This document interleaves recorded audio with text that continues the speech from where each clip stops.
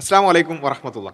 ഷുക്കൂർക്ക, നമ്മളാകെ മൊത്തത്തിൽ അങ്കലാപ്പിലാണെന്നാണ് പറയുന്നത്. കേരളത്തിലെ ഇസ്ലാമിക സംരക്ഷകരും ഇസ്ലാമിൻ്റെ കച്ചവട വ്യാപാരികളും ഇന്ന് മുമ്പ് എന്നത്തെക്കാളും വലിയ ബേജാറിലും വെപ്രാളത്തിലുമാണ്.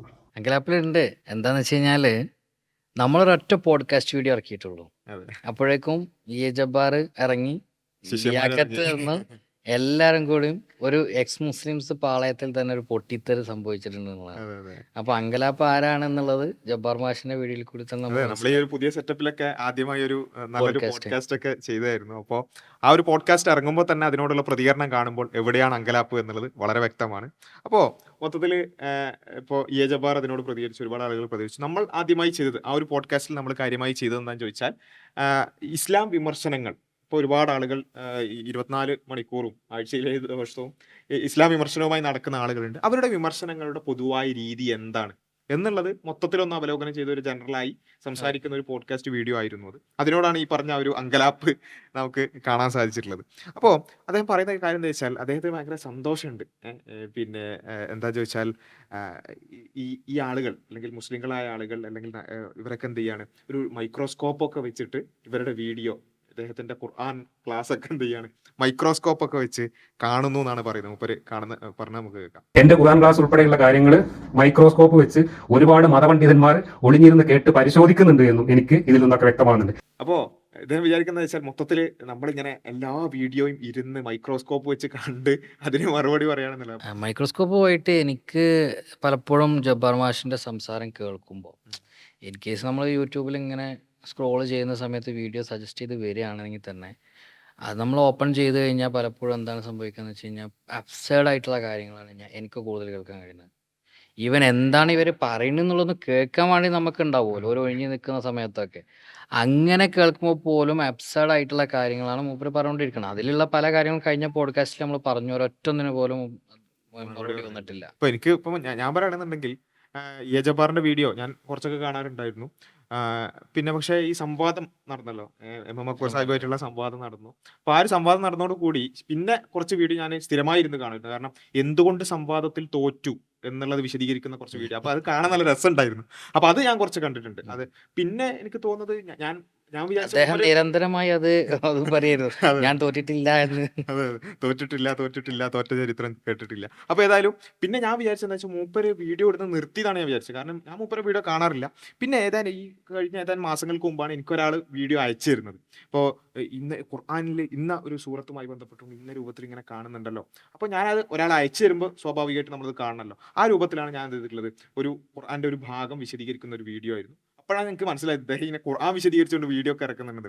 പക്ഷേ എനിക്ക് എൻ്റെ പേഴ്സണലായിട്ടുള്ള അനുഭവം എന്താ വെച്ചാൽ, ഞാൻ ഈ തഫ്സീർ ക്ലാസ്സുകൾ ഇങ്ങനെ നമ്മളും പഠിക്കണമല്ലോ. അപ്പോൾ ആ രൂപത്തിൽ പിന്നെ ഞാനൊരു ഇപ്പോൾ പീസ് റേഡിയോയിലുള്ള അന്നൂർ എന്ന് പറഞ്ഞ അബ്ദുൽ ജബ്ബാർ അബ്ദുള്ള, അദ്ദേഹത്തിൻ്റെ ഒരു തഫ്സീർ ക്ലാസ് ഞാൻ കേൾക്കാറുണ്ട്. അപ്പോൾ ഞാൻ കേട്ടുകൊണ്ടിരുന്ന ഒരു തഫ്സീറിൻ്റെ ഭാഗം തന്നെയായിരുന്നു ഈ ജബ്ബാർ വിശദീകരിച്ച ഭാഗത്തുണ്ടായിരുന്നത്. അപ്പോൾ അതാണ് ഞാൻ ശരിക്കും പറഞ്ഞാൽ ഞാൻ കഴിഞ്ഞ വീഡിയോയിൽ പറഞ്ഞല്ലോ, തഫ്സീർ ഒരു ആയത്തിനെ വിശദീകരിക്കുമ്പോൾ നമ്മൾ എങ്ങനെയാണ് വിശദീകരിക്കുക. അപ്പോൾ ഒരു തഫ്സീർ ക്ലാസ് കേട്ടുകൊണ്ടിരിക്കുന്ന ഒരാളെ സംബന്ധിച്ച് പെട്ടെന്ന് റിലേറ്റ് ചെയ്യാനും പറ്റും. കാരണം എന്താ വെച്ചാൽ ഒരു ആയത്ത് എടുക്കുന്നു, അതിൽ ഓരോ വേർഡും അല്ലെ അതിന്റെ വേർഡ് റൂട്ട് എന്താണ്, അതിനെ ഇന്ന പണ്ഡിതന്മാർ അല്ലെങ്കിൽ ഇന്ന ഹദീസുകൾ, അതിന്റെ സബബുൻ നുസൂൽ ഇന്നത് വിശദീകരിച്ചുകൊണ്ട് ആ രൂപത്തിലാണ് നമ്മൾ ഓരോ ആയത്തും. ഇപ്പോൾ ആ ഒരു ക്ലാസ്സിലൊക്കെ എന്ന് പറഞ്ഞാൽ ഒരു ആയത്ത് തന്നെ ചിലപ്പം 1 മണിക്കൂറോളൊക്കെ വിശദീകരിക്കുന്നുണ്ട്. കാരണം അതിന്റെ ചരിത്രപരമായിട്ടുള്ള ഒരുപാട് കാര്യങ്ങൾ ഒക്കെ വിശദീകരിക്കും. അപ്പോൾ ആ ഒരു രൂപത്തിലുള്ള തഫ്സീർ ക്ലാസ് കണ്ടിട്ടാണ് ഞാൻ ചെയ്തത് എന്തോ യാദൃശ്ചികമായി അതേ ഭാഗത്ത് തന്നെയുള്ള ജബ്ബാറിന്റെ വിശദീകരണം കേൾക്കുന്നത്. അപ്പോൾ എനിക്ക് തോന്നിയത്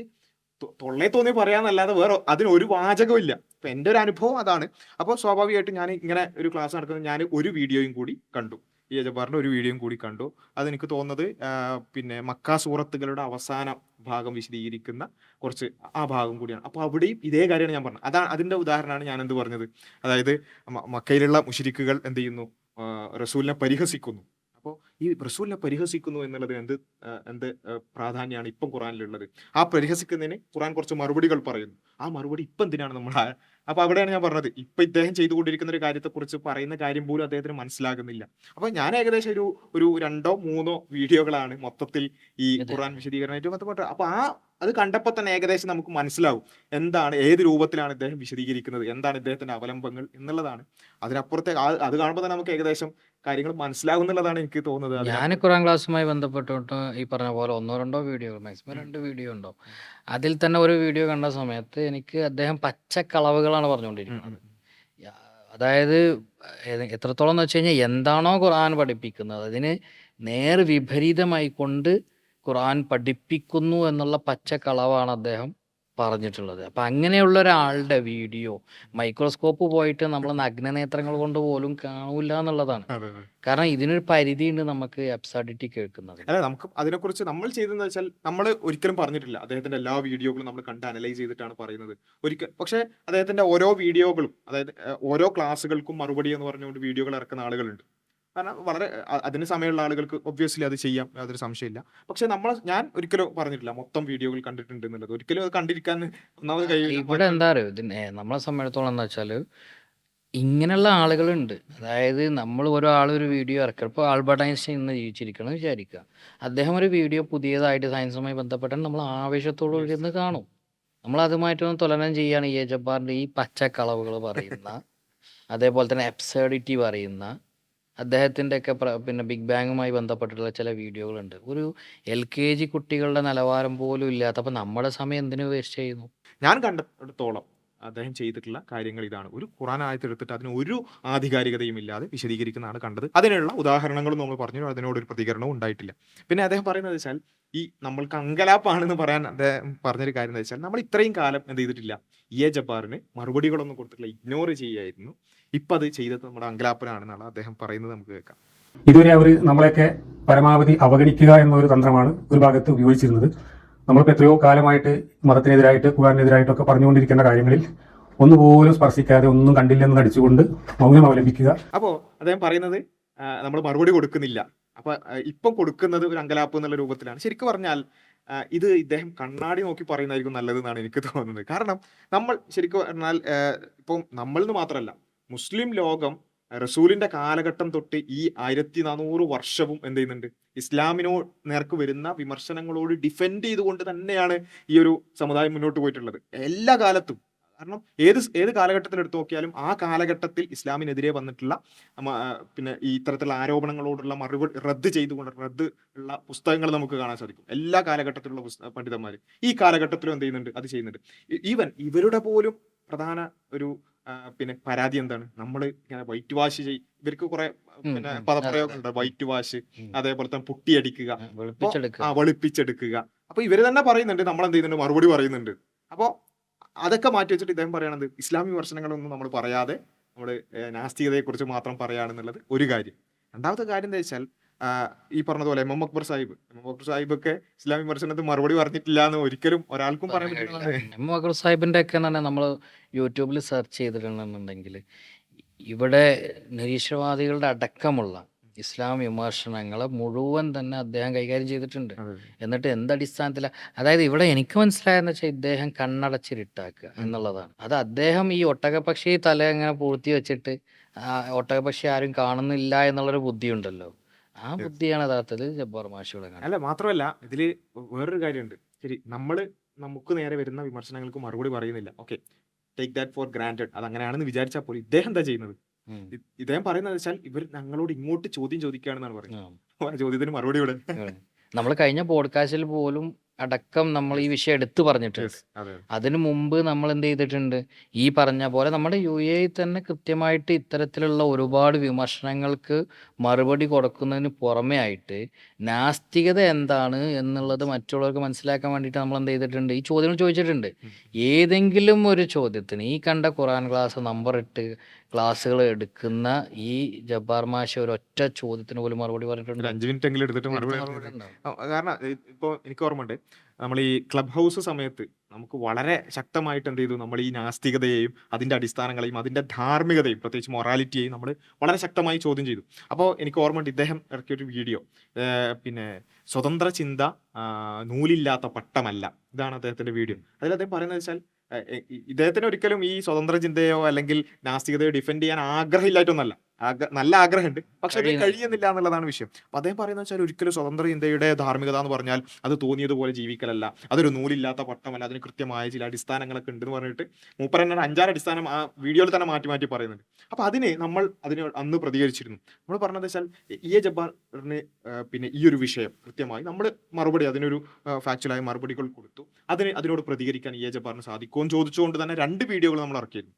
അതിനോട് ഒരു തരത്തിലുള്ള പ്രതികരണം ഉണ്ടായിട്ടില്ല. മാത്രമല്ല നമ്മൾ നിരന്തരമായി ദൈവാസ്തിത്വവുമായി ബന്ധപ്പെട്ടുകൊണ്ട്, മൊറാലിറ്റിയുമായി ബന്ധപ്പെട്ടുകൊണ്ട്, അതുപോലെ തന്നെ പലതരം ആർഗ്യുമെന്റുകൾ എല്ലാത്തിനും നമ്മൾ ഇപ്പം മാസ്കിംഗ് അനോമലീസ് ചാനൽ എടുത്ത് നോക്കിയാൽ തന്നെ നാസ്തികതയുമായി ബന്ധപ്പെട്ടുള്ള ഒരുപാട് വിഷയങ്ങൾ നമ്മൾ ഉന്നയിക്കുന്നുണ്ട്. ഈ പറഞ്ഞ ഖുർആൻ ക്ലാസ് എടുത്ത് നടക്കുന്ന സമയത്ത് ഏതെങ്കിലും ഒന്നിനെങ്കിലും മറുപടി പറയാൻ കൃത്യമായി അറ്റ്ലീസ്റ്റ് ഈ നാസ്തികരിലുള്ള പല ആളുകൾക്ക് സാറ്റിസ്ഫൈ ചെയ്യിക്കാൻ അതെ, പറ്റുന്ന അതെ. കോലത്തില്. അതെ, നമുക്കൊരു ധാർമ്മികതയും ഒരു അടിസ്ഥാനമൊക്കെ ഉണ്ടെന്ന് സ്വയം തോന്നാൻ വേണ്ടിയിട്ടെങ്കിലും ഒരു മറുപടി പറയാത്ത ആളുകളാണ് നമ്മൾ. മറുപടി പറയുന്നില്ല എന്ന് പറയുന്ന അതിൽ എത്രത്തോളം വൈരുദ്ധ്യമാണെന്നുള്ളതാണ്. മാത്രമല്ല നമ്മൾ ആദ്യം തന്നെ കഴിഞ്ഞ പോഡ്കാസ്റ്റിൽ നമ്മൾ പറഞ്ഞു, നമ്മളുടെ ഒരു ശൈലി വ്യത്യാസമുണ്ട്, ശരിയാണ്. കാരണം എന്താ വെച്ചാൽ നമ്മൾ ഈ ഇവർ ആഗ്രഹിക്കുന്നത്, ഇവരൊരു ചോദ്യം ചോദിക്കുന്നു, നമ്മൾ മറുപടി പറയുന്നത്. മറുപടി പറയുന്നു, അടുത്തൊരു ചോദ്യം വരുന്നു, അതിന് മറുപടി പറയുന്നു, അടുത്ത ചോദ്യം വരുന്നു. ഇതാണ് ഇവർ ആഗ്രഹിക്കുന്നത്. പക്ഷേ നമ്മൾ തീർച്ചയായും അവർ പറയുന്ന ചോദ്യങ്ങൾക്ക് നമ്മൾ മറുപടി കൊടുത്തിട്ടുണ്ട്. അതിന്റെ കൂടെ തിരിച്ച് ചില ചോദ്യങ്ങളും നമ്മൾ ചോദിച്ചു എന്നുള്ളത് മാത്രമാണ് നമ്മൾ ചെയ്ത അപരാധം. ഓക്കെ, അതാണ് ഇദ്ദേഹത്തിന് തീരെ പറ്റാത്തത്. അപ്പോൾ അത് കൃത്യമായി പറയാനുള്ളതെന്ന് വെച്ചാൽ, ഞങ്ങൾ ഇപ്പോൾ ഏത് വിഷയത്തിലാണെങ്കിലും റസൂലുള്ളാഹി സ്വല്ലല്ലാഹു അലൈഹി വസല്ലമയുടെ ജീവിതം, കുടുംബജീവിതം, അതുപോലെ തന്നെ മറ്റേത് വിഷയങ്ങളും അതിനൊക്കെ ക്രോഡീകരിച്ചുകൊണ്ട് തന്നെ നമ്മൾ മറുപടി പറഞ്ഞിട്ടുണ്ട്. അതെല്ലാം നമ്മുടെ ചാനലിലും ഒക്കെ അവൈലബിൾ ആണ്. തിരിച്ച് ഞങ്ങൾ ചോദിച്ച ഏതെങ്കിലും ഒരു ചോദ്യത്തിന് ഇപ്പോൾ എന്തായാലും ഇപ്പം ഇങ്ങനെ പോഡ്കാസ്റ്റും അതുപോലെ തന്നെ മറുപടി ഒക്കെ ആയല്ലോ, നമ്മൾ വീണ്ടും വെല്ലുവിളിക്കുകയാണ്. ജബ്ബാർ പറ്റുമെന്ന് നോക്കാം. ഈ നമ്മൾ നേരത്തെ എടുത്ത വിഷയം തന്നെ സ്വതന്ത്ര ചിന്തയുടെ ധാർമ്മികത. അദ്ദേഹത്തിന് ഈ നിരീശ്വരവാദം, ദൈവമില്ല എന്ന് തെളിയിക്കാനൊക്കെ മൂപ്പർക്ക് ഭയങ്കര പ്രയാസമാണ് മൂപ്പർ തന്നെ പറയുന്നുണ്ട്. അതെന്തായാലും അങ്ങനെ വിഷമിപ്പിക്കരുത്, അദ്ദേഹത്തിന് നമ്മൾ വിഷമിപ്പിക്കുന്നില്ല. സ്വതന്ത്ര ചിന്തയുടെ ധാർമ്മികതയുടെ വിഷയത്തിലെങ്കിലും ജബ്ബാറിന് കുറച്ചൊരു കോൺഫിഡൻസ് ഉണ്ടെങ്കിൽ അദ്ദേഹം വിശദീകരിക്കട്ടെ. സ്വതന്ത്ര ചിന്ത നൂലില്ലാത്ത പട്ടമല്ല എന്നൊക്കെ പറഞ്ഞ് മുമ്പ് വീഡിയോ ഇറക്കി പിന്നീട് ആ വിഷയത്തിൽ കാണാത്ത ജബ്ബാറിനെ നമ്മൾ വീണ്ടും വെല്ലുവിളിക്കുകയാണ്. ആ വിഷയത്തിൽ എന്തെങ്കിലും ഒന്ന് പറയാം, നിങ്ങളുടെ ധാർമ്മികതയുടെ അടിസ്ഥാനം എന്താണെന്ന് വിശദീകരിക്കാൻ നിങ്ങൾക്ക് സാധിക്കുമെങ്കിൽ അത് ചെയ്യണം എന്നുള്ളത്. അല്ല, അതിലൊരു ഡിസ്ക്ലൈമർ കൂടി കൊടുക്കാനുണ്ട്. പലപ്പോഴും ജബ്ബാർ മാഷ് എന്താ ചെയ്യുന്നത് വെച്ച് കഴിഞ്ഞാൽ, ഒരു ഇത്തരത്തിൽ മൊറാലിറ്റിയുമായി ബന്ധപ്പെട്ട ഒരു വീഡിയോ ഇറക്കും. എന്നിട്ട് എന്താ ചെയ്യുന്നത്, മതം എന്ന് പറയുന്നത് ധാർമ്മികമല്ല എന്ന് വിശദീകരിക്കും. ആ കാര്യം കൃത്യമായി തന്നെ ഇവിടെ പറയണം. മതം ധാർമ്മികമാണോ അല്ലേ എന്നുള്ളതല്ല ഇവിടുത്തെ ചോദ്യം. സ്വതന്ത്ര ചിന്തയുടെ ധാർമ്മികതയുടെ അടിസ്ഥാനം എന്താണ്? അല്ല, മതം ധാർമ്മികതയാണോ അല്ലെങ്കിൽ മതത്തിൽ ധാർമ്മികത ഉണ്ടോ, ആ വിഷയത്തിൽ നമ്മൾ ഓക്കെയാണ്. നമ്മൾ ആ വിഷയത്തിൽ ചർച്ച ചെയ്യാൻ റെഡിയാണ്. ഏത് വിഷയമാണെങ്കിലും നമുക്ക് എടുക്കാം. അതേപോലെ തിരിച്ച് ചോദ്യത്തിന് മറുപടി പറയാൻ തയ്യാറുണ്ടോ എന്നുള്ളതാണ് ഇവിടെ ചോദ്യം. അതേപോലെ തന്നെയാണ് ഇപ്പോൾ ഇദ്ദേഹം ഈ വീഡിയോയിലും പറഞ്ഞൊരു കാര്യമുണ്ട്. ഇവർ ദൈവാസ്തിത്വം അല്ലെങ്കിൽ അള്ളാഹു ഉണ്ട് എന്ന് തെളിയിക്കാൻ എന്ന് പറഞ്ഞിട്ട് ഇവർ ദൈവത്തെ പ്രൂവ് ചെയ്യും. അതിന് കുറെ ഫിലോസഫിക്കൽ ആർഗ്യുമെന്റുകൾ കൊണ്ടുവരും. അത് മതം പറയുന്ന ദൈവമല്ല എന്ന് പറയുന്നത് എന്താ അടിസ്ഥാനത്തിലാണ് പറയുന്നത്? അപ്പൊ ആദ്യം അങ്ങനെയാണെങ്കിൽ ജബ്ബാർ തയ്യാറാവേണ്ടതുണ്ട്. എന്താണ്, ദൈവം ഉണ്ടോ ഇല്ലേ? ആദ്യം ദൈവം ഉണ്ടെങ്കിലല്ലേ ആ ദൈവം ഇസ്ലാം പറയുന്ന ദൈവമാണോ, പിന്നെ ഖുർആനിൽ പറഞ്ഞ രൂപത്തിൽ അദ്ദേഹം പറഞ്ഞു ചെറിയൊരു ദൈവം ആയിക്കോട്ടെ, ചെറിയ ദൈവമാണോ വലുത് ദൈവമാണോ, ആദ്യം ദൈവം ഉണ്ടാവണ്ടേ. അപ്പൊ ആ ദൈവം ഉണ്ടോ എന്ന ചർച്ചക്ക് ജബ്ബാറിന് സാധിക്കുമോ? പറ്റൂല. ധാർമ്മികതയുമായി ബന്ധപ്പെട്ടുള്ള ചോദ്യത്തിന് ഉത്തരം പറയാൻ പറ്റുമോ? പറ്റൂല. സ്വതന്ത്ര ചിന്തയുമായി ബന്ധപ്പെട്ടുകൊണ്ടുള്ള ഏതെങ്കിലും ഒരു ചോദ്യത്തിന് ഉത്തരം പറയാൻ പറ്റുമോ? പറ്റൂല. പിന്നെ അദ്ദേഹത്തിന് ആകെ ചെയ്യാൻ പറ്റും, അദ്ദേഹം ഒരു ചോദ്യയന്ത്രമായി ഇങ്ങനെ ചോദ്യങ്ങൾ ചോദിക്കാൻ വേണ്ടി, അതിന് നമുക്കിപ്പം AI ഒക്കെ ഉണ്ടല്ലോ അല്ലെ, ഒരുപാട് ചോദ്യങ്ങൾ നമുക്ക് ജനറേറ്റ് ചെയ്ത് അതിന് വേണ്ടി മാത്രമായിട്ട് ഒരാൾ എന്തിനാണ് ഇങ്ങനെ മാഷ് എന്ന് പറഞ്ഞ് കുത്തിരിക്കുന്നത് എനിക്ക് മനസ്സിലാകുന്നില്ല. അപ്പോൾ അതേതായാലും അദ്ദേഹത്തിന് പറ്റുമോ എന്നുള്ളത്, സ്വന്തം ആദർശം വിശദീകരിക്കാൻ, അതിനെക്കുറിച്ചുള്ള ചോദ്യങ്ങൾക്ക് മറുപടി പറയാൻ പറ്റുമോ ഇല്ലേ എന്നുള്ളത് പറയണം എന്നുള്ളത് മാത്രമാണ് അതിൽ പറയാനുള്ളത്. പിന്നെ അദ്ദേഹം പറയുന്നത് വെച്ചാൽ, നമ്മളുടെ ഈ പോഡ്കാസ്റ്റ് എന്നൊക്കെ പറയുന്നത് ഒരു അഡ്ഹോമിനമാണ്, നമ്മളിരുന്ന് പരദൂഷണം പറയാണെന്നാണ് ഇവർ പറയുന്നത്. അപ്പോൾ അത് കുത്തി ഇരുന്നിട്ട് പരദൂഷണം പറയാം. അപ്പോൾ എന്നെ കുറിച്ചൊക്കെ ഇരുന്ന് പരദൂഷണം പറയാൻ, എന്താ പരദൂഷണം പറയുന്നത്? അതായത് സത്യസന്ധതയില്ല. ഓക്കെ, നമ്മൾ വ്യക്തിപരമായ അധിക്ഷേപങ്ങളും അല്ലെങ്കിൽ പരദൂഷണൊക്കെയാണ് ചെയ്തിട്ടുള്ളതാണ് ജബ്ബാർ മാഷ് പറയുന്നത്. സാധാരണ നിലയിൽ അദ്ദേഹം പറയുന്ന പോലെയാണെന്നുണ്ടെങ്കിൽ സത്യത്തിൽ ഒരുപാട് ആളുകൾ പരദൂഷണം പറയേണ്ടതാണ്. പക്ഷെ നമ്മൾ അതൊന്നും ചെയ്തിട്ടില്ല എന്ന് മാത്രമല്ല, ജബ്ബാറിന്റെ വീഡിയോകൾ ഞാൻ കണ്ടെടുത്തോളം എത്രയാണ് കാണാൻ, ആ എല്ലാം തന്നെ പലപ്പോഴും എനിക്ക് തോന്നിയിട്ടുള്ളത് വെറും പരദൂഷണം പറച്ചിലായിട്ട് മാത്രമാണ് നമുക്ക് തോന്നിയിട്ടുള്ളത്. അത് അങ്ങോട്ട് പ്രവാചകൻ സല്ലല്ലാഹു അലൈഹി വസല്ലം മുതൽക്ക് ഇങ്ങ് മുസ്ലിം പണ്ഡിതന്മാര് വരെ അവരൊക്കെ പരദൂഷണം ഇപ്പൊ കഴിഞ്ഞ മറുപടിയിൽ പോലും അദ്ദേഹം ചെയ്യുന്നത് എന്താണ്, നമ്മളെ കുറ്റം പറയാണ്. നമ്മൾ എന്തോ പിന്നെ എന്താ ചില ആൾക്കാർ ഇങ്ങനെ പരിശീലിപ്പിച്ച് കൊണ്ടുവരികയാണ്. കൊണ്ടുവരാൻ അപ്പോൾ ഈ ഒന്ന് വളരെ ഒരു വൈരുദ്ധ്യമായിട്ട് എനിക്ക് തോന്നിയെന്ന് വെച്ചാൽ ജീവിതം മുഴുവൻ പരദൂഷണം പറയാൻ വേണ്ടി മാത്രം മാറ്റിവെച്ച ആളുകളാണ് നമ്മൾ പരദൂഷണം പറയുന്നത് പറഞ്ഞത്. യഥാർത്ഥത്തിൽ ഇദ്ദേഹത്തിന് ഈ പോഡ്കാസ്റ്റ് എന്ന് പറയുന്നത് ചിലപ്പോൾ പരിചയമില്ലാത്തത് കൊണ്ടായിരിക്കാം. പോഡ്കാസ്റ്റ് എന്ന് പറഞ്ഞാൽ ഒരു ജനറലായ വിഷയത്തിൽ ഒരു കാഷ്വലായി ടോക്ക് എന്നുള്ളതാണ്. അപ്പോൾ അത് എന്തോ ആയിക്കോട്ടെ. അപ്പോൾ എനിവേ ഇവരെന്താ ചെയ്യുന്നത്? ഇവര് എല്ലാ ദിവസവും ആഴ്ചയിൽ 7 ദിവസവും ഇവർ ചെയ്തുകൊണ്ടിരിക്കുന്നത് പിന്നെ ഈ പറഞ്ഞ മത നേതാക്കളെ കുറിച്ച് അല്ലെങ്കിൽ പ്രവാചകനെ കുറിച്ചൊക്കെ പരദൂഷണം പറയാന്നുള്ളത് മാത്രമാണ്. അത് ചെയ്തുകൊണ്ടിരിക്കുന്ന ആളുകളാണ് ഇത് പറയുന്നത് എന്നുള്ളതാണ്. അപ്പോൾ പിന്നെ അദ്ദേഹം ചോദിക്കുന്ന ഒരു പ്രധാനപ്പെട്ട ഇനി വിഷയത്തിലേക്ക് വരികയാണെന്നുണ്ടെങ്കിൽ അദ്ദേഹം ചോദിക്കുന്നത് വെച്ചാൽ, നമ്മൾ പറഞ്ഞിരുന്നു ഖുർആൻ ക്ലാസ് എന്നൊക്കെ പറഞ്ഞിട്ടില്ല, ഖുർആൻ വിശദീകരിക്കുന്നു എന്ന് പറഞ്ഞിട്ട് ഇവര് ഇല്ലാത്തത് എന്തൊക്കെയോ പറയുന്നു. എന്തില്ലാത്തതാണ് പറഞ്ഞത് എന്ന് വിശദീകരിക്കണം എന്നുള്ളതാണ് അദ്ദേഹം പറയുന്ന ആ ഭാഗം നമുക്ക് നോക്കാം. എനിക്ക് അറബി ഭാഷ അറിയില്ല എന്നതുകൊണ്ട് ഞാൻ ഖുർആാനെതിരെയോ ഇസ്ലാമിനെതിരെയോ പറഞ്ഞ ഏത് വിമർശനമാണ് തെറ്റായി പോയത്. അതുപോലെ ഞാൻ ഖുർആനെ കുറിച്ച് നുണ പറയുന്നു, ഇല്ലാത്തത് പറയുന്നു എന്നാണ്.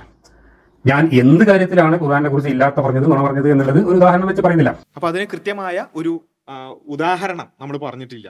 വെറുതെ അങ്ങോട്ട് പറഞ്ഞു, നേരത്തെ പറഞ്ഞ പരദൂഷണം പറയുക മാത്രമാണ് ചെയ്തതെന്നുള്ളതാണ്. ശരിക്കും പറഞ്ഞാൽ നമ്മൾ കൃത്യമായ ഉദാഹരണ സഹിതം തന്നെയാണ് ഒരുപാട് ഉദാഹരണങ്ങൾ നമ്മൾ പറഞ്ഞിട്ടുണ്ട്. കഴിഞ്ഞ പോഡ്കാസ്റ്റിൽ നമ്മൾ ഒരുപാട് വിഷയങ്ങൾ എടുത്തിട്ടുണ്ട് ദത്തുപുത്രനുമായി ബന്ധപ്പെട്ടുകൊണ്ടുള്ളത്. ദത്തുപുത്രനുമായി ബന്ധപ്പെട്ടുകൊണ്ട് നമ്മൾ ആദ്യമായിട്ട് പറഞ്ഞ കാര്യം തന്നെ, അദ്ദേഹം ഈ വിഷയം അവതരിപ്പിക്കുമ്പോൾ എല്ലായിടത്തും സെയ്ദ് എന്ന് പറയുന്നത് ഒരു കൊച്ചുകുട്ടിയെ പ്രവാചകൻ സല്ലല്ലാഹു അലൈഹി വസല്ലമ ദത്തെടുത്ത പോലെയാണ് അദ്ദേഹം അവതരിപ്പിക്കുന്നത്. ഇത് മാറ്റി പറയാൻ അദ്ദേഹം തയ്യാറുണ്ടോ? അല്ല, ആ വിഷയം തൊട്ടിട്ടില്ല. അതാണ് ആ വിഷയം അത് ഈ ജബ്ബാർ എന്താ ചെയ്യുന്നത്? നമ്മൾ പല വിഷയങ്ങളെയും നമ്മൾ ഒരു സ്പെസിഫിക് ആയ വിഷയത്തെ അതിന് മറുപടി പറയുന്നില്ല എന്നൊക്കെയാണ് മൂപ്പര് പറയുന്നത്. പക്ഷേ ഇദ്ദേഹം നമ്മൾ പ്രധാനമായും കഴിഞ്ഞ പോഡ്കാസ്റ്റിൽ പ്രധാനമായും ഉന്നയിച്ചൊരു കാര്യമായിരുന്നു ഈ ദത്തുപുത്രനുമായി ബന്ധപ്പെട്ടുള്ള സൈനബിയുമായിട്ട് ബന്ധപ്പെട്ടുള്ള വിഷയം. ആ വിഷയത്തിൽ ജബ്ബാർ ചില പ്രശ്നങ്ങൾ വരുത്തിയിട്ടുണ്ട്, അദ്ദേഹം ചില തട്ടിപ്പുകൾ നടത്തിയിട്ടുണ്ട്, അദ്ദേഹം വിശദീകരിച്ചിട്ട് ഇന്ന പ്രശ്നങ്ങളുണ്ട് എന്ന് കൃത്യമായി നമ്മൾ പോയിന്റ് ചെയ്തിരുന്നു. ആ വിഷയം തൊടാനെങ്കിലും അല്ലെങ്കിൽ ആ വിഷയത്തെ പരാമർശിക്കാൻ പോലും തയ്യാറാവാതെയാണ് എന്ത് ചെയ്യുന്നത് ഇദ്ദേഹം എന്ത് വിഷയത്തിലാണ് ഒരു കാര്യം പോലും പറഞ്ഞിട്ടില്ല എന്ന് പറയുന്നത്. ഈ വീഡിയോയിൽ പകുതിക്ക് ശേഷം ഇദ്ദേഹം കുറെ കത്തുകൾ വായിക്കുകയും വേറെ എവിടെ നിന്നൊക്കെ വാട്സപ്പ് മെസ്സേജ് കിട്ടി എന്നൊക്കെ പറഞ്ഞുകൊണ്ട് എത്രയോ സമയം കളഞ്ഞിട്ടുണ്ട്. അതിൽ പോലും കൃത്യമായിട്ട് നമ്മൾ ചോദിച്ച ചോദ്യത്തിന് ഒരൊറ്റെണ്ണത്തിന് പോലും ഉത്തരം പറഞ്ഞിട്ടില്ല. അദ്ദേഹത്തിന്റെ ഈ വിഷയകമായ ഒരു കാപഢ്യത്തെ നമ്മൾ തുറന്നു കാണിച്ചു. ഞാൻ നേരത്തെ പറഞ്ഞ ഈ സെയ്ദ് റഹ്ലാനുമായി ബന്ധപ്പെട്ടുകൊണ്ടുള്ള വിഷയം, എന്തുകൊണ്ട് അദ്ദേഹം അങ്ങനെ പറഞ്ഞു എന്നുള്ളത് അദ്ദേഹം വിവരിച്ചോ? അതുപോലെ തന്നെ നമ്മൾ ഈ വിഷയങ്ങളൊന്നും പറഞ്ഞില്ല, അദ്ദേഹം പറഞ്ഞ വിഷയങ്ങളൊന്നും പറഞ്ഞില്ല എന്ന് പറഞ്ഞാൽ അദ്ദേഹം തന്നെ പറയുന്നുണ്ട്. പിന്നെ ഇവര് പറഞ്ഞ കാര്യം, അപ്പോൾ നമ്മൾ ചില വിഷയങ്ങൾ പറഞ്ഞ ഉദാഹരണം അപ്പൊ നമ്മൾ കൃത്യമായി ചില വിഷയങ്ങൾ ഉന്നയിച്ചുകൊണ്ട് തന്നെയാണ് നമ്മൾ ചെയ്തിട്ടുള്ളത്. അത് അദ്ദേഹം പറഞ്ഞ അടുത്ത വിഷയം ഭൂമി പരന്നതുമായി ബന്ധപ്പെട്ട് അദ്ദേഹം പറഞ്ഞ ഭാഗം നമുക്കൊന്ന് കേൾക്കാം. നിങ്ങൾ പറഞ്ഞ ഉദാഹരണം എന്താണ്? ഞാൻ ഭൂമി പരന്നതാണ് എന്ന് ഖുർആനിലുണ്ട് എന്ന് പറയാൻ വേണ്ടി ഞാൻ നിങ്ങളേതോ ഒരു തഫ്സീർ പറഞ്ഞു, ആ തഫ്സീർ കണ്ടിട്ടില്ല, ഞാൻ ജലാലൈനി തഫ്സീറും ഇബ്നു അബ്ബാസ് തഫ്സീറും ഒക്കെയാണ് എടുത്തത്. അപ്പം ഭൂമി പരന്നതാണ് എന്നാണ് ഖുർആനിലുള്ളത്. അത് അല്ലാന്ന് പറയുമ്പോൾ ഏതോ ഒരു തഫ്സീറൊക്കെ കൊണ്ടുവന്നതാണ് പറഞ്ഞത്. ഏതോ ഒരു തഫ്സീറാണ്. തഫ്സീറുമായി ബന്ധപ്പെട്ട് പഠനം നടത്തുന്ന ആളുകൾക്ക് അറിയാം, നമ്മൾ പറഞ്ഞ തഫ്സീർ ഏതോ തഫ്സീർ അല്ല എന്നുള്ളതും. പിന്നെ അദ്ദേഹം ഈ പറഞ്ഞതിൽ എന്താണ് സംഭവിച്ചത്? അദ്ദേഹം വേറെ എന്തൊക്കെയോ നമ്മൾ ചോദിച്ചതിനല്ല അദ്ദേഹം മറുപടി പറഞ്ഞിട്ടുള്ളത്. നമ്മൾ ഇപ്പൊ ഈ പറഞ്ഞ പോലെ പരദൂഷണം മൂപ്പര് നമ്മളെ പറയുകയാണ് ചെയ്തിട്ടുള്ളൂ. ആക്ച്വലി നമ്മൾ ശരിക്കും കൃത്യമായിട്ട് ജബ്ബാർ മാഷ് മനസ്സിലാവാൻ വേണ്ടി ഒന്നും കൂടി വ്യക്തമാക്കി പറഞ്ഞു കൊടുക്കാം. ഇദ്ദേഹത്തിന്റെ തന്നെ മറ്റൊരു വീഡിയോ ഉണ്ട്. അതിൽ അദ്ദേഹം പറയുന്നത് എന്താണെന്ന് വെച്ച് കഴിഞ്ഞാൽ, ഏറ്റവും പഴക്കമുള്ള തഫ്സീർ ഗ്രന്ഥങ്ങളും ഒക്കെ ഒന്ന് വായിച്ചു നോക്കിയാൽ തന്നെ നമുക്ക് ആ കാലഘട്ടത്തിലെ പ്രപഞ്ച വിജ്ഞാനം എന്താണ് എന്ന് വളരെ ക്ലിയർ ആയിട്ട് വളരെ ലളിതമായിട്ട് നമുക്ക് മനസ്സിലാവും. ഭൂമി എന്ന് പറയുന്നത് പരന്നതാണ് എന്നുള്ളതാണ് അദ്ദേഹം സ്ഥാപിക്കാൻ ശ്രമിക്കുന്നത്. എങ്ങനെ ഖുർആനിൽ അങ്ങനെയാണെന്നുള്ളത്. എന്നിട്ട് ഇദ്ദേഹം പറയുന്നത് എന്താണെന്ന് വെച്ച് കഴിഞ്ഞാൽ, ഈ തഫ്സീറുകൾ നമ്മൾ എടുക്കുമ്പോൾ ഏറ്റവും പഴക്കം ചെന്ന തഫ്സീറുകൾ നമ്മൾ എടുത്തു നോക്കിക്കഴിഞ്ഞാൽ തന്നെ എന്ത് ചെയ്യാൻ പറ്റും? ഭൂമി പരന്നതാണ്. ഇത് പറയുമ്പോൾ ഒരു വിഷയം എന്താണെന്ന് അറിയോ? ഇത് സാധാരണ ഒരാൾ കേൾക്കുന്ന സമയത്ത് എന്താ തോന്നുക? ഏറ്റവും പുതിയ തഫ്സീറിലൊക്കെ ഇവർ ഉരുട്ടിയെടുത്തു, എന്നാൽ പഴക്കം ചെന്ന ഭൂമി ഉരുണ്ടതാണ് എന്ന് ഭൂമി ഉരുണ്ടതാണെന്ന് മനസ്സിലായതിനു ശേഷം എഴുതിയ തഫ്സീറുകളിൽ എന്ത് ചെയ്തു? ഉരുണ്ടതാണ് എന്ന് നമ്മൾ മാറ്റിയെടുത്തു. പണ്ടത്തെ തഫ്സീറുകളിലൊക്കെ പരന്നതാണ് എന്നാണ്. എന്നിട്ട് അദ്ദേഹം കൊണ്ടുവരുന്നത് ജലാലൈൻ തഫ്സീറാണ്. ജലാലൈൻ തഫ്സീർ എന്ന് പറയുന്നത് നമുക്കറിയാം 1400 ശേഷമാണ് അത് വരുന്നത്. അപ്പം നമ്മളിവിടെ കൃത്യമായി ചോദ്യം ചോദിച്ചത്, ആ ചോദ്യം കൃത്യമായി തന്നെ വീണ്ടും നമ്മൾ ചോദിക്കേണ്ടി വരുന്നുണ്ട് ഇവിടെ. ഇമാം റാസി റഹ്മത്തുള്ളാഹി അലൈഹി അദ്ദേഹം ജലാലുദ്ദീൻ ഇമാം സുയൂത്തിയുടെ മുൻപ് ജീവിച്ച ഒരു പണ്ഡിതനാണ്. അദ്ദേഹത്തിന്റെ തഫ്സീറിൽ കൃത്യമായി തന്നെ ഭൂമി ഉരുണ്ടതാണ് എന്ന് പറയുന്നു. ഇത് എന്തുകൊണ്ട് അദ്ദേഹം എടുത്തു പറഞ്ഞില്ല? പഴക്കം ചെന്ന തഫ്സീറാണെങ്കിൽ അദ്ദേഹം ഇത് പറഞ്ഞതിന് ശേഷമല്ലേ ജലാലൈൻ തഫ്സീർ എടുക്കാൻ പാടുള്ളൂ. യെസ്. ഇതിലുള്ള കാപട്യമാണ് നമ്മൾ ചോദ്യം ചെയ്തത്. ഇതിനെതിരെ അദ്ദേഹം ഒന്നും പറഞ്ഞിട്ടില്ല. ഇല്ല. അദ്ദേഹം ഈ പറഞ്ഞ പോലെ പരദൂഷണം പറയാണ് ചെയ്തിട്ടുള്ളത്. മാത്രമല്ല അദ്ദേഹം ഇബ്നു അബ്ബാസിന്റെ തഫ്സീർ നമ്മൾ കഴിഞ്ഞ പോഡ്കാസ്റ്റിൽ കൃത്യമായി തന്നെ പറഞ്ഞു കഴിഞ്ഞു. ഇബ്നു അബ്ബാസിന്റെ തഫ്സീർ എന്ന് പറയുന്നത് യഥാർത്ഥത്തിൽ അദ്ദേഹത്തിൻ്റെതല്ല എന്നുള്ളതാണ് പറയുന്നത്.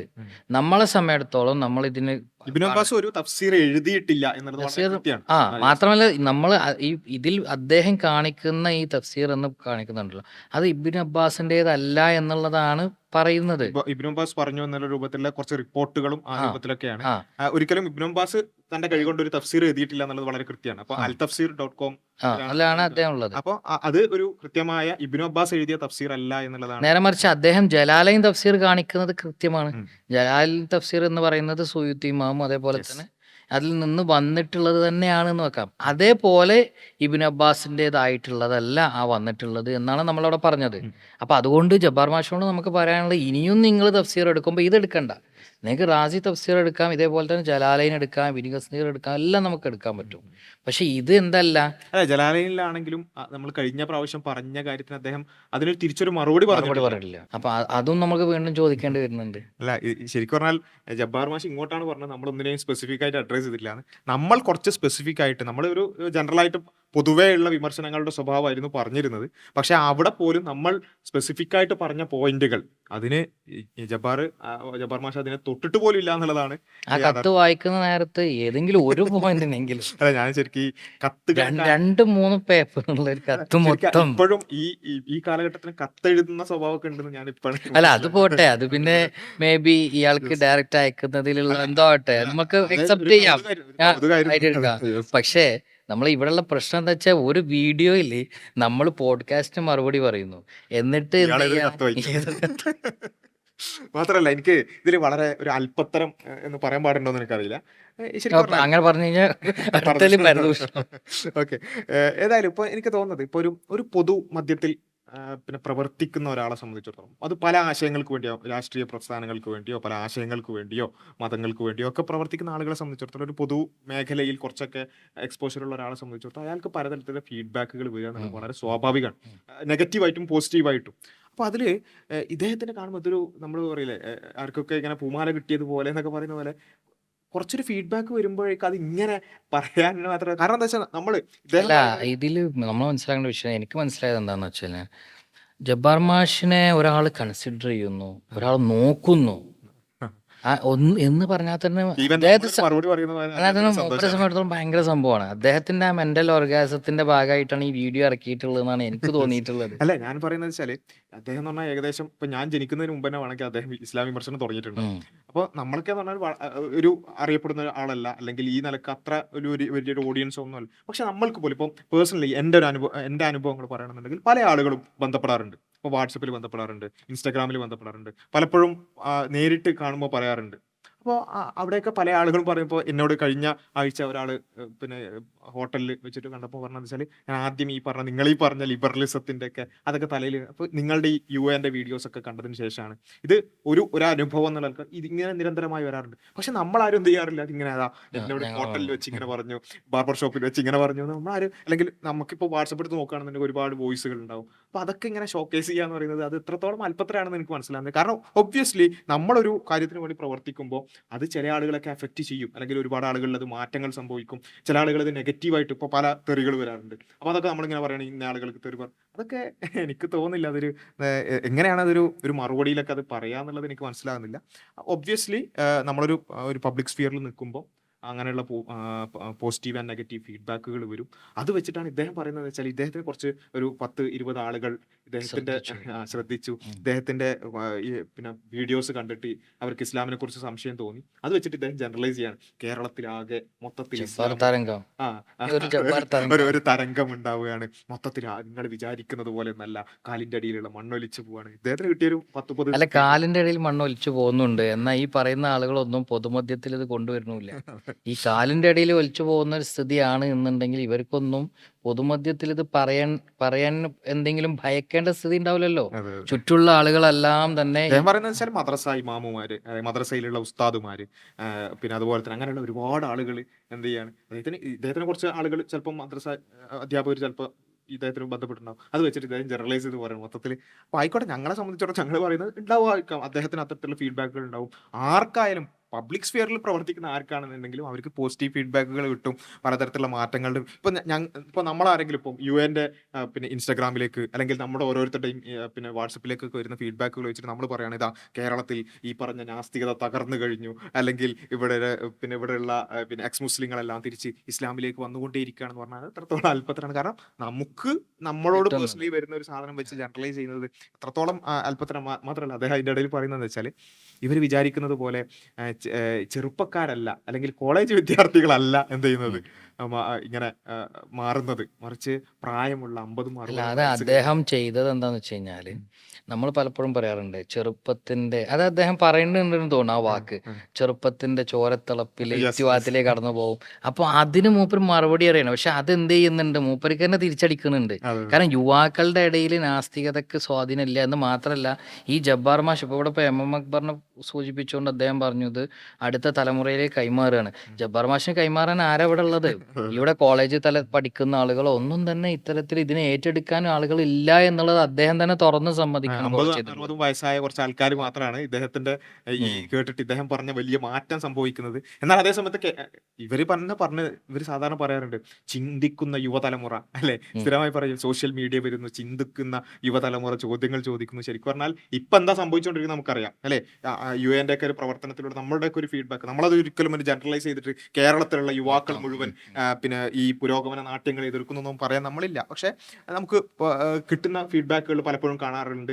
യുവാക്കളായ ആളുകൾ അവർ പലപ്പോഴും ഈ വോക്കിസത്തിന്റെ പിന്നാലെയും ഈ പറഞ്ഞ LGBT ലിബറലിസം അതിൻ്റെയൊക്കെ പിന്നാലെ പോകുന്ന ആളുകൾ പലപ്പോഴും നമ്മുടെയൊക്കെ ഈ പ്രവർത്തനങ്ങളൊക്കെ കണ്ടുകൊണ്ടും അതിനൊക്കെ അനലൈസ് ചെയ്തുകൊണ്ടൊക്കെ അതിനെതിരെയുള്ള ഒരു മൂവ്മെന്റുകൾ ഇപ്പോൾ പലപ്പോഴും ഈ ഇൻസ്റ്റാഗ്രാമിലൊക്കെ വലിയ ചർച്ച ചെയ്യപ്പെട്ടുകൊണ്ടിരിക്കുന്ന ഇതിനെതിരെയുള്ള ഒരു മൂവ്മെന്റ്. അപ്പൊ അതൊക്കെ വെച്ചിട്ട് നമ്മളിങ്ങനെ പറയണം മൊത്തത്തിലൊരു വെയ്വ് വന്നുകൊണ്ടിരിക്കുന്നു എന്നൊക്കെ പറയുന്നത് എത്രത്തോളം അല്പത്തരാണെന്നുള്ളത് മനസ്സിലാക്കുക എന്നുള്ളത് മാത്രമാണ് പറയാനുള്ളത്. അപ്പൊ ഈ ചിന്തിക്കുന്ന യുവതലമുറ ഇപ്പം എന്തായാലും ഇല്ലാന്ന് മനസ്സിലായി. ഇനിയിപ്പം 50 60 വയസ്സുള്ള കുറച്ച് ആൾക്കാർ ഉണ്ട് എന്നുള്ളതാണ് അദ്ദേഹത്തിന്റെ ഒരു ആശ്വാസം.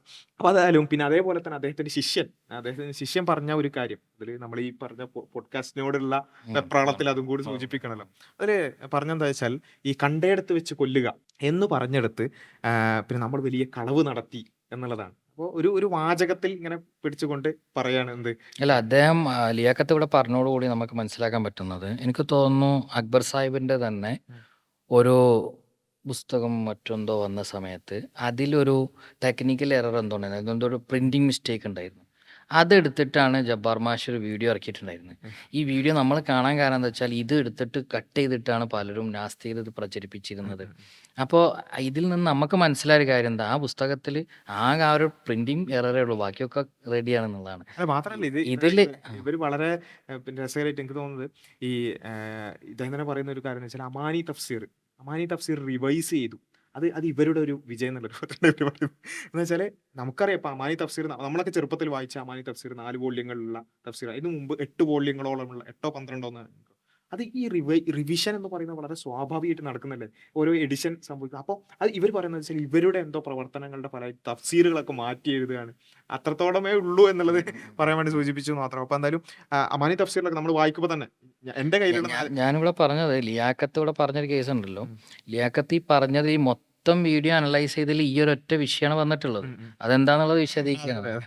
അപ്പോൾ ഈ പറഞ്ഞ പോലെ വളരെ പിന്നെ അക്ഷരത്തെറ്റുകൾ മാറ്റാൻ വേണ്ടിയുള്ളത് പോലും പറയുന്ന ആളുകൾ എന്ത് ചെയ്യാണ്, ഒരു വാചകത്തിൽ പിടിക്കുകയാണ്. അവിടെ സംഭവിച്ചെന്താണെന്ന് ചോദിച്ചാൽ വളരെ കൃത്യമായി എന്താ സംഭവിച്ചെന്ന് പറയുകയാണെന്നുണ്ടെങ്കിൽ, കണ്ടയിടത്ത് വെച്ച് കൊല്ലുക എന്നുള്ളത് പൊതുവിൽ തന്നെ നാസ്തികർ എന്ത് ചെയ്യാറുണ്ട്, മുസ്ലിങ്ങൾക്കെതിരായ ഒരു വിമർശനമായിട്ട് ഇവര് അമുസ്ലിങ്ങളെ കണ്ടാൽ ഇവരെ കണ്ടയിടത്ത് വെച്ച് കൊല്ലണമെന്ന് ഇവരുടെ ഖുർആനിലുണ്ട്. അപ്പോൾ ഇവർ പറയാണ്, ഇതാ നിങ്ങൾ അമുസ്ലിങ്ങൾ എല്ലാവരും കേട്ടോളൂ, ഇവരുടെ വേദഗ്രന്ഥം എന്ന് പറയുന്നത് നിങ്ങളെ കൊല്ലാനുള്ളതാണ്, നിങ്ങളെ കൊല്ലാൻ ആഹ്വാനം ചെയ്യുന്നതാണ് എന്നുള്ളതാണ് ഇവർ പൊതുവെ പറയാറുണ്ട്. എന്ന് വെച്ചാൽ അത് കേൾക്കുന്ന ഒരാൾ എന്താ മനസ്സിലാക്കുക, ഈ ഇപ്പൊ മദ്രസകളിൽ അതുപോലെ തന്നെ ഒക്കെ പഠിക്കുന്ന ഖുറാൻ പഠിക്കുന്ന ആളുകൾ അവരെന്ത് ചെയ്യണം, നാളെ എന്നെ കൊല്ലാൻ വരുന്നവരാണ്, അല്ലെങ്കിൽ അതാണ് അവരുടെ വേദഗ്രന്ഥത്തിലുള്ളത്, ആനിലുള്ളത് എന്ന് മനസ്സിലാക്കുന്ന രൂപത്തിലാണ് അവർ വിമർശിക്കാറുള്ളത്. അവിടെ നമ്മൾ ആ സാഹചര്യം വിശദീകരിക്കുകയാണ് യഥാർത്ഥത്തിൽ ചെയ്തത്. പൊതുവെ ഇവരുടെ വിമർശനത്തിന്റെ പൊതുവായ രീതി പരാമർശിച്ചുകൊണ്ട് ആ സാഹചര്യം വിശദീകരിക്കുകയാണ് ചെയ്തത്. അവിടെ നമുക്ക് 2 ആയത്തുകളിലാണ് ഈ കണ്ടയിടത്ത് വെച്ച് കൊല്ലുക എന്ന് പറയുന്ന കാര്യം കാണാൻ സാധിക്കുന്നത്. ഒന്ന് സൂറത്തു തൗബയിലാണ്, അതേപോലെ തന്നെ രണ്ടാമത്തത് സൂറത്തുൽ ബഖറയിലുള്ള 191 ആയത്തിലാണ്. 2 സ്ഥലങ്ങളിൽ ഈ കണ്ടയിടത്ത് വെച്ച് കൊല്ലുക എന്നുള്ള പദപ്രയോഗമുണ്ട്. അതിൽ സൂറത്തുൽ ബഖറയിലുള്ള കാര്യം എന്താണെന്ന് ചോദിച്ചാൽ അതാണ് ഞാൻ പറഞ്ഞത്, തൊട്ട് മുമ്പുള്ള ആയത്തുകൾ വായിച്ചാൽ മനസ്സിലാകും. ഖാത്തിലു ഫി സബീലില്ലാഹി അല്ലദീന യുഖാത്തിലു, അതായത് നിങ്ങളോട് യുദ്ധം ചെയ്യുന്നവരുമായി അള്ളാഹുവിന്റെ മാർഗ്ഗത്തിൽ നിങ്ങളും യുദ്ധം ചെയ്യുക, ഇങ്ങോട്ട് യുദ്ധം ചെയ്യുന്നവരോട് അങ്ങോട്ട് യുദ്ധം ചെയ്യുക, എന്നാൽ നിങ്ങൾ പരിധി വിട്ട് പ്രവർത്തിക്കരുത്. നിങ്ങൾ പരിധി വിട്ട് പ്രവർത്തിക്കരുത്. ഇന്നല്ലാഹ ലാ യുഹിബ്ബുൽ മുഅ്തദീൻ, നിങ്ങൾ പരിധി വിട്ട് പ്രവർത്തിക്കുന്നവരെ അള്ളാഹു ഇഷ്ടപ്പെടുന്നില്ല. തൊട്ടടുത്ത വാചകമാണ്, അതാണ് ഞാൻ പറഞ്ഞത്, വഖ്തുലു ഹൈസു സഖിഫ്തുമുഹും, അതായത് നിങ്ങൾ അവരെ കണ്ടെടുത്ത് വെച്ച് കൊല്ലുക. അതായത് നിങ്ങളോട് യുദ്ധം ചെയ്യാൻ വരുന്നവരോട് അങ്ങോട്ട് യുദ്ധം ചെയ്യുക, ആ യുദ്ധകളത്തിൽ വെച്ച് നിങ്ങളെ കണ്ടെടുത്ത് വെച്ച് എന്ത് ചെയ്യുക, നിങ്ങളുടെ ശത്രുവിനെ കണ്ടാൽ കൊല്ലുക, എന്നിട്ട് എന്ത് ചെയ്യുക, ബാക്കി കാര്യങ്ങൾ അവർ നിങ്ങളെ പുറത്താക്കി എടുത്ത് നിങ്ങൾ അവരെ പുറത്താക്കുകയും ചെയ്യുക. മർദ്ദനം കൊലയേക്കാൾ നിഷ്ഠൂരമാകുന്നു എന്ന രൂപത്തിലുള്ള കാര്യങ്ങളെല്ലാം വിശദീകരിക്കാം. അപ്പോൾ ഇവിടെ പറഞ്ഞിട്ടുള്ള എന്താണ്, ഒരു യുദ്ധ സന്ദർഭത്തിൽ യുദ്ധക്കളത്തിൽ വെച്ച് കണ്ടെടുത്ത് വെച്ച് എതിരാളിയെ കൊല്ലുക എന്നുള്ളതാണ് യഥാർത്ഥത്തിൽ എന്ത് ചെയ്തിട്ടുള്ളത്, പറഞ്ഞിട്ടുള്ളത്. അപ്പൊ അത് പറയുന്നതിന് കൂടെ ഞാൻ പറയുന്നതിന്റെ ഇടയിൽ എനിക്ക് സംഭവിച്ചൊരു അബദ്ധം എന്നുള്ളത് തന്നെ വേണം പറയാം. പിന്നെ സൂറത്ത് തൗബയിലും ഇതേ രൂപത്തിൽ കണ്ടെടുത്ത് വെച്ച് കൊല്ലുക എന്ന് പറയുന്ന സംഭവമുണ്ട്. അപ്പൊ അവിടെ എന്ത് ചെയ്തിട്ടുണ്ട്, ഈ യുദ്ധം നിഷിദ്ധമാക്കിയപ്പെട്ട 4 മാസങ്ങളെ കുറിച്ച് പറയുന്നുണ്ട്. അതും ഇതും മിക്സ് ആയി പോയി. ഞാൻ പറഞ്ഞപ്പോൾ അത് മിക്സ് ആയി പോയി എന്നുള്ളതാണ്. അതൊരു അബദ്ധം തന്നെയാണ്, മാനസികമായി പറ്റിയിട്ടുള്ള ഒരു അബദ്ധം തന്നെയാണ്. പക്ഷെ അവിടെയാണെങ്കിലും നമുക്ക് കാണാൻ സാധിക്കുന്നത് സൂറത്തു തൗബയിൽ, ഈ സൂറത്തുൽ ബഖറയിലുള്ളത് ഈ പറഞ്ഞ പോലെ യുദ്ധം നടക്കുന്ന സന്ദർഭത്തിലാണ്. എന്നാൽ സൂറത്തു തൗബയിലുള്ള കാര്യം എന്താണെന്ന് ചോദിച്ചാൽ തഫ്സീറുകളിൽ തന്നെ നമുക്ക് പരിശോധിച്ച് നോക്കാം. കരാറ് ലംഘിച്ചതുമായി ബന്ധപ്പെട്ടുകൊണ്ടാണ് ഈ തൗബയിലുള്ള ആയത്ത്, അതായത് ഒരുമിച്ച് ജീവിക്കാം എന്നുള്ള കോ എക്സിസ്റ്റൻസുമായി ബന്ധപ്പെട്ടുള്ള ഒരു കരാറ് അവിടെ ഉണ്ടാവുകയും ആ കരാറ് ലംഘിച്ചതുമായി ബന്ധപ്പെട്ടുകൊണ്ട് കരാർ ലംഘിച്ചവർക്കുള്ള ശിക്ഷ എന്ന രൂപത്തിലാണ് എന്ത് ചെയ്യുന്നത്, ഈ തൗബയിലുള്ള പിന്നെ ഫഖ്തുലുഹും എന്ന് പറയുന്ന ആ കാര്യമുള്ളത്. അപ്പോൾ ഒരു ഭാഗത്തുള്ളത് യുദ്ധക്കളത്തിൽ വെച്ച് എതിരാളിയെ കൊല്ലുന്നതാണ്, മറുഭാഗത്ത് ഈ കരാർ ലംഘിച്ചവരോട് തിരിച്ചുള്ള മറുപടിയും അവിടെ നമുക്ക് കാണാൻ സാധിക്കും. ഇലല്ലദീന ആഹത്തും മിനൽ മുശ്രിക്കീൻ, ആ ഒരു കരാറിൽ നിന്നും എന്ത് ചെയ്തിട്ടുണ്ട്, ഒഴിവായിരിക്കുന്നു എന്നുള്ള ആ ഒരു കാര്യം പറയുകയും, അങ്ങനെ കരാറ് ലംഘനവുമായി ബന്ധപ്പെട്ടിട്ടുള്ളതാണ് തൗബയിലുള്ളത്. അതേപോലെ തന്നെ യുദ്ധക്കളത്തിൽ വെച്ചിട്ടുള്ളതാണ് ബക്കറയിലുള്ളത്. അപ്പൊ ഇതിൽ രണ്ടും നേരത്തെ പറഞ്ഞത് രണ്ടും 2 സന്ദർഭത്തിലാണ്. പക്ഷേ ഇവിടെ ഞാൻ പറയുന്നത് വെച്ചാൽ ഇത് രണ്ടിലും എന്തില്ല, വെറുതെ നിൽക്കുന്ന ഒരാളെ അല്ലെങ്കിൽ ഒരാള് അവിശ്വാസിയാണെന്നുള്ള പേരിൽ കൊല്ലാനല്ല പറയുന്നത്. അവരുടെ കള്ളപ്രചരണത്തിന് ഒന്നും വരുന്നില്ല. അപ്പം വെറുതെ ഇരിക്കുന്ന ഒരാളെ, ഇവരുടെ പ്രചാരണം എന്താണ്, ഒരു അമുസ്ലിമിനെ കണ്ടാൽ കൊല്ലണം, അങ്ങനെയല്ല. ഒന്ന് യുദ്ധക്കളത്തിൽ കൊല്ലുന്നതിനെ കുറിച്ചാണ്, മറ്റേത് കരാർ ലംഘിച്ചതുമായി ബന്ധപ്പെട്ടുള്ള ശിക്ഷയുമായി ബന്ധപ്പെട്ടുള്ളതാണ്. അതിൽ തന്നെ ആ ശിക്ഷ പറഞ്ഞതിന് ശേഷം തന്നെ ബഹുദൈവ വിശ്വാസികളുടെ കൂട്ടത്തിൽ നിന്ന് നിങ്ങൾ കരാറിൽ ഏർപ്പെടുകയും പിന്നെ അതിൽ യാതൊരു ന്യൂനതയും വരുത്താതിരിക്കുകയും ചെയ്യുന്നവർ, അവരെ സംബന്ധിച്ചിടത്തോളം അവർക്ക് അഭയം കൊടുക്കുന്നതും ആ കാര്യങ്ങളെല്ലാം തൊട്ടടുത്ത ആയത്തിൽ തന്നെ പറയുകയും ചെയ്യുന്നുണ്ട്. ജബ്ബാറിലേക്ക് തിരിച്ചു വരികയാണെന്നുണ്ടെങ്കിൽ അദ്ദേഹം പറയുന്നത് വെച്ചാൽ ഇവര് ഗർവാപ്പസി നടത്തുകയാണ് എന്നുള്ള, അപ്പൊ ആ ഒരു ഭാഗം കൂടി നിങ്ങൾക്ക്. ഇന്ന് ഇസ്ലാം മത രംഗത്ത് കേരളത്തിൽ ഏറ്റവും കൂടുതൽ ഡിമാൻഡ് ഉള്ളത് ഇങ്ങനെയുള്ള മതം വിട്ടുവരുന്ന ചെറുപ്പക്കാരെ, പ്രത്യേകിച്ച് പെൺകുട്ടികളൊക്കെ തിരിച്ച് കർവാപ്പസി നടത്താൻ ദീനും ഒപ്പം മനഃശാസ്ത്രവും ഒക്കെ പറഞ്ഞ് പഠിപ്പിച്ച് അവരെ തിരിച്ച് വിശ്വാസത്തിലേക്ക് കൊണ്ടുപോകാനുള്ള മനഃശാസ്ത്ര കൗൺസിലർമാർ, ദീൻ പഠിച്ച മനഃശാസ്ത്ര കൗൺസിലർമാർക്കാണ് ഇന്ന് കേരളത്തിൽ ഏറ്റവും കൂടുതൽ ഡിമാൻഡ് ഉള്ളത്. ഗർവാപ്പസി എന്നപ്പോൾ മൂപ്പർ ഉദ്ദേശിച്ചുള്ളത് എന്താണെന്ന് വെച്ച് കഴിഞ്ഞാൽ എക്സ് മുസ്ലിമായി പോകുന്ന ആളുകളെ തിരിച്ചു കൊണ്ടുവരുന്നതിനാണ് ഇപ്പോൾ മൂപ്പർ ഉദ്ദേശിച്ചുള്ളത്.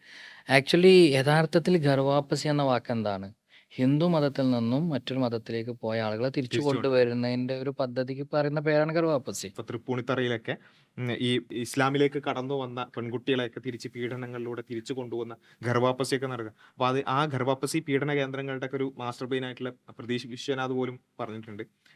ജബ്ബാർ മാഷിന്റെ ഏകദേശം 20 വർഷത്തോളമുള്ള അധ്വാനാണ് ശരിക്കും പറഞ്ഞാൽ ആതിര എന്ന് പറഞ്ഞൊരു കുട്ടി തിരിച്ചു പോയതായിട്ടൊക്കെ ബന്ധപ്പെട്ട് അദ്ദേഹം ഇവിടെ ഉപയോഗിച്ച പദം ഉണ്ടല്ലോ ഗർവാപ്പസി, ആ ഗർവാപ്പസിയുമായിട്ട് ഏറ്റവും കൂടുതൽ ബന്ധമുള്ള ഒരാള് അദ്ദേഹം തന്നെയാണ് എന്നുള്ളതൊന്ന് മനസ്സിലാക്കണം എന്നുള്ളതാണ് ഞാൻ പറയുന്നത്. ഒരാള് നാസ്തികതയിൽ നിന്നും ഇസ്ലാം മതത്തിലേക്ക് വരുന്നതുമായി ബന്ധപ്പെട്ടുകൊണ്ടുമല്ല ഇവരിടപെടുന്നത് കൃത്യമായി ജബ്ബാർ ഇവിടെ എന്ത് വാക്കാണോ ഉപയോഗിച്ചത്, ഗർവാപ്പസി എന്ന് പറയുന്ന ആ ഗർവാപ്പസിക്ക് വേണ്ടി പണിയെടുത്തിട്ടുള്ളത് ഇത്തരത്തിലുള്ള ആളുകളാണ്. സ്വന്തം ആശയത്തിലേക്ക് വേണ്ടി പോലും അല്ല, ആ, അതായത് അതെ. നാസ്തികതയിലേക്ക് ആളുകൾ വരാൻ പോലും അല്ല. അപ്പോൾ സ്വാഭാവികമായിട്ടും ഇപ്പൊ ഒരു ആശയത്തിന് വേണ്ടി പ്രവർത്തിക്കുമ്പോൾ ഒബ്വിയസ്ലി നമുക്ക് അത് ആളുകളിലേക്ക് വിശദീകരിച്ചു കൊടുക്കാനും ആളുകൾക്ക് അത് പറഞ്ഞു കൊടുക്കുക എന്നുള്ളത് സ്വാഭാവികമായിട്ടുള്ള കാര്യമാണ്. ഭരണഘടന അനുവദിക്കുന്ന ഒരു കാര്യമാണ്. മതമാകട്ടെ ആശയമാകട്ടെ അത് പറഞ്ഞു കൊടുക്കുക എന്നുള്ളതും അത് ആളുകൾക്ക് മനസ്സിലാക്കി കൊടുക്കുക എന്നുള്ളതും പേഴ്സണലി സംസാരിക്കുക എന്നുള്ളതൊക്കെ വളരെ സ്വാഭാവികമാണ്. പക്ഷേ അതിനെ ഈ പറഞ്ഞ രൂപത്തിലേക്ക് മോശമാക്കി പറയുകയും എന്നാൽ അതേ സമയത്ത് മറ്റൊരു മതത്തിൽ നിന്ന് ഇസ്ലാമിലേക്ക് കടന്നു വന്ന ആളുകളെ അതേ മതത്തിലേക്ക് തിരിച്ചു കൊണ്ടുപോകാൻ വേണ്ടി ഇതൊക്കെ ഇതിന് വേണ്ടി പ്രയോഗിക്കുകയും ചെയ്യുന്ന ആളുകളാണ് ഇത്രയും ഇരട്ടത്താപ്പോടുകൂടി ഇത്തരം സംസാരങ്ങൾ സംസാരിക്കും. പറയുന്നത് എന്നുള്ളതാണ് അതിൽ എനിക്ക് തോന്നിയത്. അപ്പോൾ ഇത്രയും കാര്യങ്ങളാണ് അദ്ദേഹത്തിന്റെ ഒരു പിന്നെ മറുപടിയിൽ നമുക്ക് കാണാൻ സാധിച്ചിട്ടുള്ളത്. നമ്മൾ പറഞ്ഞ പല കാര്യങ്ങൾക്കും അദ്ദേഹം മറുപടി തന്നെ പറഞ്ഞിട്ടില്ല. പറഞ്ഞിട്ടില്ല. പിന്നെ കത്ത് വായനയാണ് ബാക്കിയുള്ളത്. Yes. അപ്പോൾ ഏതായാലും നമ്മൾ പറഞ്ഞതുപോലെ നേരത്തെ നമ്മൾ ഏകദേശം 5ഓളം വിഷയങ്ങൾ നമ്മൾ സ്പെസിഫിക്കലി തന്നെ ആ പോഡ്കാസ്റ്റിൽ ഉദ്ധരിച്ചിരുന്നു. അതിൽ ആകെ ഈ പറഞ്ഞ റാസിയുടെ തഫ്സീറുമായി ബന്ധപ്പെട്ടുള്ള ഭൂമി ഉരുണ്ടത് മാത്രമാണ് അദ്ദേഹം തൊട്ടിട്ടുള്ളൂ. ആ. തൊടാനെങ്കിലും ശ്രമിച്ചിട്ടുള്ളത്. അതന്നെ നമ്മൾ പറഞ്ഞ പോയിന്റ് അല്ല അവർ എടുത്തിട്ടുള്ളത്. അതേപോലെ തന്നെ നമ്മൾ നേരത്തെ പറഞ്ഞ സൈനബ് ബീവിയുമായിട്ട് ബന്ധപ്പെട്ടുള്ള വിഷയം, അതേപോലെ തന്നെ നാസ്തികരായ ആളുകൾ പൊതുവെ ഉദ്ധരിക്കുന്ന ഒരുപാട് വിമർശനങ്ങൾ നമ്മൾ പറഞ്ഞിരുന്നു. ബിൻത്ത് ജൂനിയ സംഭവവുമായി വിഷയം. ബന്ധപ്പെട്ട് വിഷയം പറഞ്ഞിരുന്നു. അങ്ങനെയുള്ള ഒരുപാട് വിഷയങ്ങൾ പിന്നെ ജബ്ബാർ മാഷ് പറഞ്ഞ മുസ്ലിം ശാസ്ത്രവുമായി Yes. ബന്ധപ്പെട്ടുകൊണ്ട് മുസ്ലിങ്ങൾക്ക് ശാസ്ത്രം എന്താണെന്ന് പോലും അറിയില്ല എന്ന് പറയുന്നതിനെ Yes. കൃത്യമായി തന്നെ ഇസ്ലാമിക് ഗോൾഡൻ ഏജ് നമ്മൾ പറഞ്ഞിട്ട് അദ്ദേഹം ഇതിനെക്കുറിച്ച് മിണ്ടുന്നേ ഇല്ല. യെസ് അറ്റ്ലീസ്റ്റ് ഇപ്പൊ ഇവിടെ ലിയാഖത്ത് പറഞ്ഞതിന് മറുപടി നമ്മൾ പറഞ്ഞ പോലെ ജബ്ബാർ മാഷ് ഒന്ന് പറയട്ടെ, എന്താണ് അവിടെ ഉദ്ദേശിച്ചത്? ഈ ഇന്നത്തെ ഈ ശാസ്ത്ര വിപ്ലവത്തിന് പോലും കാരണമായിട്ടുള്ള ഇസ്ലാമിക സുവർണ യുഗം എന്ന് പറയുന്ന ലോകത്തിലുള്ള നാനാഭാഗത്തു നിന്നുള്ള അറിവുകൾ മുഴുവൻ അവിടെ എന്ത് ചെയ്തിട്ടുണ്ട്, അക്യുമുലേറ്റ് ചെയ്തുകൊണ്ട് അതിൽ നിന്നുള്ളൊരു വിപ്ലവമാണ് യഥാർത്ഥത്തിൽ നമ്മുടെ മുമ്പിലുള്ള ഇന്നത്തെ ഈ ടെക്നോളജി മുഴുവൻ. ഇത് ശാസ്ത്ര ചരിത്രം എന്നല്ല, ചരിത്രം എന്ന് പറയുന്നതിന് കുറച്ചെങ്കിലും ഒന്ന് പഠിച്ചിട്ടുണ്ടെങ്കിൽ എല്ലാവർക്കും അറിയുന്ന ഒരു കാര്യമാണ്. അപ്പം അതിൽ പോലും ഇത്ര ഭീമമായ അബദ്ധം പറഞ്ഞു എന്ന് നമ്മൾ കൃത്യമായി തന്നെ പറഞ്ഞു. എന്നിട്ട് മൂപ്പര് ചോദിക്കുകയാണ് എന്താ ഞാൻ ഇല്ലാത്തത് പറഞ്ഞത്. അപ്പൊ ഇതിന് മറുപടി പറഞ്ഞിട്ടില്ല, വീണ്ടും ഇല്ലാത്തത് എന്ത് പറഞ്ഞു എന്ന നമ്മൾ ഇത്രയും കാര്യങ്ങൾ ലിസ്റ്റ് ചെയ്ത് പറഞ്ഞിട്ടും അതിനെ തൊട്ടിട്ടില്ല. എന്നിട്ട് തൊടാതെ അദ്ദേഹം പറയണം നമ്മൾ വളരെ ജനറലൈസ് ചെയ്ത് വേറെ എന്തൊക്കെയാണ് പറയാണ്, പരദൂഷണം പറയണം എന്നുള്ളത്. യഥാർത്ഥത്തിൽ പരദൂഷണം പറഞ്ഞത് ആരാണ് എന്താണ് എന്നുള്ളത് വളരെ വ്യക്തമാണ്. ആ വിഷയങ്ങൾ തൊടാൻ നമ്മൾ വളരെ പ്രാധാന്യത്തോടു കൂടി പറഞ്ഞതാണ് ഈ ദത്തുപുത്രനുമായി ബന്ധപ്പെട്ടുള്ള വിഷയങ്ങൾ, ബിൻതു ജൂനിയ വിഷയങ്ങൾ. അപ്പോൾ ആ വിഷയങ്ങളിൽ എന്താണ് നിങ്ങൾ നടത്തിയ തട്ടിപ്പാണോ അല്ല നിങ്ങൾ കൃത്യമായ പിന്നെ ആധികാരികതയോടുകൂടി തന്നെയാണോ പറഞ്ഞിട്ടുള്ളത്, അതൊന്നും വിശദീകരിക്കാൻ തയ്യാറാതെ വെറും പരദൂഷണവും കത്തുവായനയായിട്ട് പോകുകയാണെന്നുണ്ടെങ്കിൽ നമ്മൾ എന്ത് മറുപടി പറയാനാണ് എന്നുള്ളതാണ് ചോദിക്കാനുള്ളത്. നമ്മൾ എന്താണ് ഇതിൽ മറുപടി പറയാൻ ബാക്കിയുള്ളത്? വളരെ കൃത്യമായ ചില പോയിന്റുകൾ നമ്മൾ മുന്നോട്ട് വെച്ചിട്ടുണ്ട്, വളരെ കൃത്യമായ ചില മറുപടികൾ നമ്മൾ മുന്നോട്ട് വെച്ചിട്ടുണ്ട്. അതിന് മറുപടി ഉണ്ടെങ്കിൽ അത് പറയുകയാണ് വേണ്ടത്, അതല്ലാതെ പരദൂഷണം പറയല്ല വേണ്ടത് എന്നുള്ളതാണ് പറയാനുള്ളത്. ആ രൂപത്തിൽ നമുക്ക് ആരോഗ്യകരമായ സംവാദങ്ങളും സംസാരങ്ങളുമായി മുന്നോട്ട് പോകാം. മറ്റൊരു എപ്പിസോഡിൽ വീണ്ടും കാണാം. അസ്സലാമു അലൈക്കും.